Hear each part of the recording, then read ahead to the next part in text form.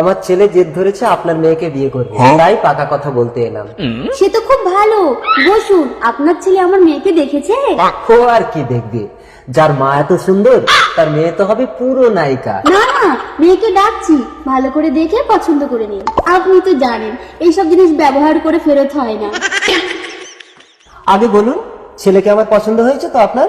স্বামী মরে যাওয়ার পরে কোনো পুরুষকে পছন্দ করাটা ঠিক না। এই টিয়া, আমি বিয়ে করব। ও মাস বিয়ের জন্য আমার সারা গায়ে চুল করছে, আমি বিয়ে করব। খোকা বাড়ি চল, মেয়ে তো পাগল। কই কই আমার পাগলি কই কই? টিয়া ভেতরে চল, ছেলে তো অন্ধ।